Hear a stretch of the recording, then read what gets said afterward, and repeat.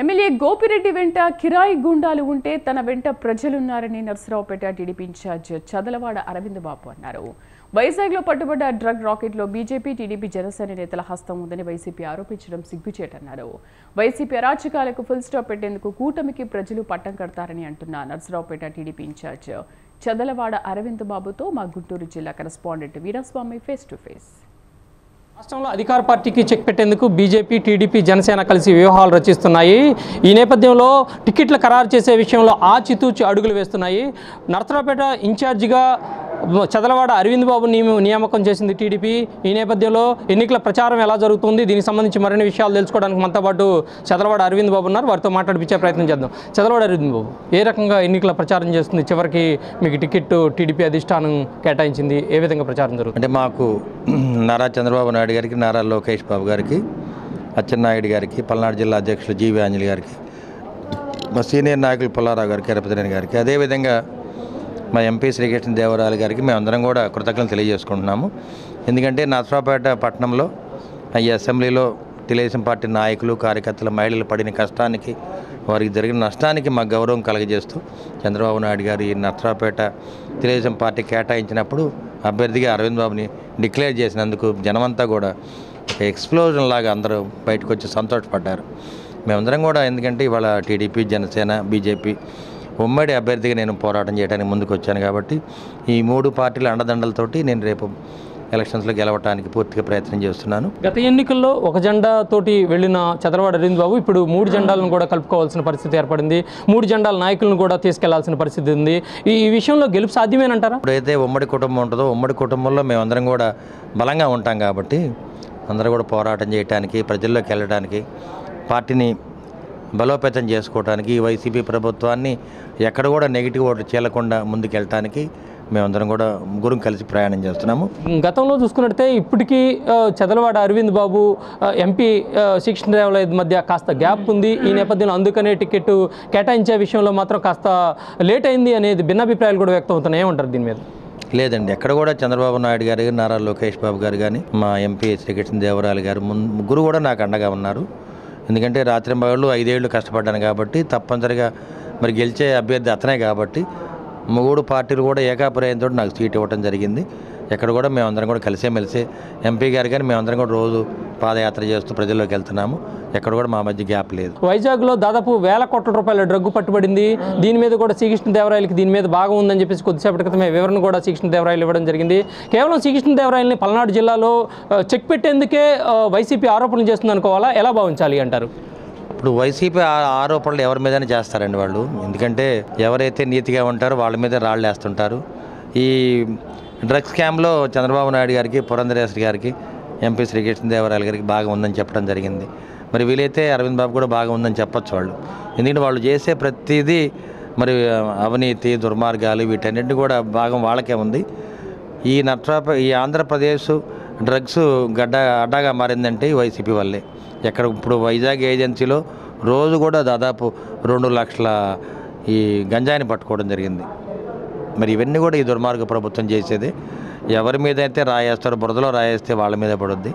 మరి చంద్రబాబు నాయుడు గారు కానీ, పురంధరేశ్వరి గారు కానీ, ఎంపీ శ్రీకృష్ణదేవరాయలు గారు, వీళ్ళందరూ కూడా దీంట్లో ఎటువంటి అటాచ్మెంట్ లేదు. ప్రధానంగా చూసుకున్నట్టే గోపిరెడ్డి వద్దు నియోజకవర్గంలో అని చెప్పేసి వైసీపీ అసంతృప్తి వర్గం తాడేపల్లి క్యాంపు కార్యాలయం మీద నిరసన ఆందోళన చేయడం పరిస్థితి ఏర్పడింది. ఈ నేపథ్యంలో వెనక పాత్ర మాత్రం కీలక పాత్ర పోషించింది మాత్రం చదలవాడ అరవింద్ బాబే కీలకంగా వ్యవహరించారు అని చెప్పి భిన్నాభిప్రాయాలు వ్యక్తం అవుతున్నాయి. ఏమంటారు? లేదండి, అది వాళ్ళ పార్టీ అంతర్గత వ్యవహారం. ఇది జనరల్గా ఏంటంటే ప్రజల్లోనే ఏ విధంగా ఉందంటే గోపిరెడ్డి వద్దు, అరవింద్ బాబు ముద్దు అంటున్నారు. గోపిరెడ్డి వద్దు, అరవింద్ బాబు ముద్దనే వాళ్ళ స్లోగన్ ఒకటి వచ్చింది. ఎందుకంటే ఈ గోపిరెడ్డి శ్రీనివాసరెడ్డి చేసే అవినీతి కానీ, ఆ దుర్మార్గాలు కానీ, అక్రమంగా ప్రతి కార్యకర్త మీద కేసు పెట్టించాడు. తెలుగుదేశం పార్టీ లేదు, జనసేన లేదు, బీజేపీ లేదు, అందరి మీద కేసులు పెట్టించారు. నిన్నగాక మొన్న బీజేపీ నాయకుల మీద దాడి జరిగింది, నిన్నగాక మొన్న జనసేన నాయకుల మీద దాడి జరిగింది. అదేవిధంగా ఎవరైతే వైసీపీలో ఉన్న నాయకులు ఎమ్మెల్యేకి దూరం అయ్యారో వాళ్ళ మీద కూడా కేసులు పెట్టించడం జరిగింది. మరి ఇక్కడ సీనియర్ నాయకుడు, మరి వైసీపీ సీనియర్ నాయకుడు, ఆయన మీద కూడా పోలీస్ స్టేషన్లో కేసు నమోదైంది. అంటే ఎమ్మెల్యే గోపిరెడ్డి శ్రీనివాసరెడ్డి ఎటువంటి వాడు అంటే ఎవరైతే పార్టీకి అండగా ఉంటారో, ఎవరైతే పార్టీని బతికిచ్చారో వాళ్ళని దూరం చేసుకున్నాడు. కార్యకర్తలు దూరం అయ్యారు. ఇవాళ ఆయన ఒంటరిగా మిగిలాడు అనమాట. ఎవరైతే మొన్నటిదాకా అధికారం ఉంది, పోలీసు అండదండలు ఉన్నాయి, కిరాయి గుండాలు అండగా ఉన్నారు. ఇవాళ అందరూ అతను వదిలిపెట్టి దూరంగా పోవడం జరిగింది. కాబట్టి గోపిరెడ్డి శ్రీనివాసరెడ్డి పతనం అంచుల్లో ఉన్నాడు. తప్పనిసరిగా అతను ఓడిపోవడం ఖాయం.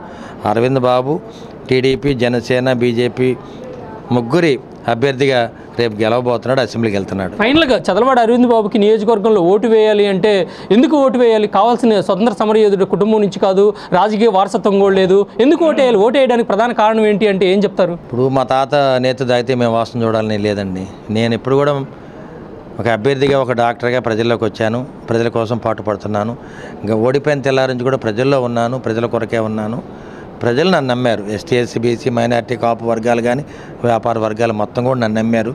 ఈ డాక్టర్ గారు అయితే, ఈ అరవింద్ బాబు అయితే మనకు అండగా ఉంటాడు, వ్యాపారస్తులను కాపాడుకుంటాడు, వ్యాపారస్తులకు అండగా ఉంటాడు. అదేవిధంగా గోపిరెడ్డి అయితే జీ ట్యాక్స్ కట్టాలి, అరవింద్ బాబుకి అయితే ఏ ట్యాక్స్ కూడా కట్టే పని లేదు. అవినీతి రహిత, దుర్మార్గ పాలన రహిత పరిపాలన చేస్తారనే ఆలోచనతో ప్రజలు నాకు అండగా ఉన్నారు. ఎందుకంటే 5 ఏళ్ళుగా నన్ను గమనిస్తూ ఉన్నారు. ఇవాళ 5 ఏళ్ళుగా నేను పోరాటం చేసినప్పుడు కూడా ప్రతి రూపాయి నేనే ఖర్చు పెట్టడం జరిగింది. ఏదైనా ఇబ్బందులు ఉంటే మా నాయకులు, కార్యకర్తలు అందరూ కూడా ఖర్చు పెట్టారు. మేము పార్టీ సమిష్టిగా పనిచేస్తూ ఉన్నాం. కాబట్టి ఈ అవినీతి గోపిరెడ్డిని, దుర్మార్గ గోపిరెడ్డిని గద్దె దించాలి, వైసీపీ పరిపాలన అంతమొందించాలనే ఆలోచనతో మేము పోరాటం చేస్తున్నాం. ఫైనల్గా రాష్ట్రంలో 175కి 175 సీట్లు వస్తాయని ఒకవైపు నుంచి వైసీపీ చెబుతుంది. టీడీపీ తరపు నుంచి ఏం చెప్తారు? టీడీపీ తరపు నుంచి మేము టీడీపీ వస్తే అభివృద్ధి బాగుంటుంది, చదువుకునే బిడ్డలందరూ కూడా ఉద్యోగాలు వస్తాయి, రైతుల వ్యవసాయం బాగుంటుంది, అమరావతి రాజధాని కడతాము, దగ్గరలో ఉండి అమరావతి రాజధాని కాపాడుకోవాలి, పోలవరాన్ని మళ్ళీ నిర్మించుకుంటాము, అదేవిధంగా ఆడబిడ్డలకి రక్షణగా ఉంటాము. బీసీ డిక్లరేషన్లో ప్రతి 50 ఏళ్ళు నిండిన ప్రతి బీసీకి 4000 పెన్షన్ ఇవ్వడం జరుగుతుందని చెప్పాము. కళలకు రెక్కలనే ప్రోగ్రాంలో ప్రతి ఇంటర్మీడియట్ పాస్ అయిన మహిళలకి అదేవిధంగా వృత్తి విద్యా కోర్సు నేర్పించి వాళ్ళకి ఉద్యోగాలు వచ్చేది చేయడం జరుగుతుందని చెప్పడం జరిగింది. అదేవిధంగా మీరు చూస్తున్నారు ఈ మేనిఫెస్టోని జనసేన, టీడీపీ, బీజేపీ మేనిఫెస్టోని ఉమ్మడిగా అమలు పరుస్తామని చెప్పి మేము ప్రజలకు తెలియజేస్తున్నాము. ప్రజల కోసమే మేము ఉంటాము, ప్రజల అభివృద్ధి కోసం, వాళ్ళ ఆశయాల కోసం మేము బతుకుతామని చెప్పి మీడియా ముఖంగా తెలియజేస్తున్నాం. ఇది మొత్తంగా చూసుకున్నట్టే టీడీపీ ఇన్ఛార్జి చదలవాడ అరవింద్ బాబు చెబుతున్న పరిస్థితి. ఎమ్మెల్యే వెనక మాత్రం కిరాయి గుండాలు ఉన్నారంటున్నారు, నా వెనక మాత్రం ప్రజలే ఉన్నారన్నారు. నరసరావుపేటలో మాత్రం తప్పనిసరిగా విజయకేతనం ఎగరవేస్తారని తన అభిప్రాయాన్ని వ్యక్తం చేస్తున్నాడు. ఇది మొత్తంగా చూసుకున్నట్టే ఇక్కడ ఉన్న పరిస్థితి. కెమెరామెన్ ప్రవీణ్తో వీరాస్వామి, స్వతంత్ర న్యూస్, గుంటూరు.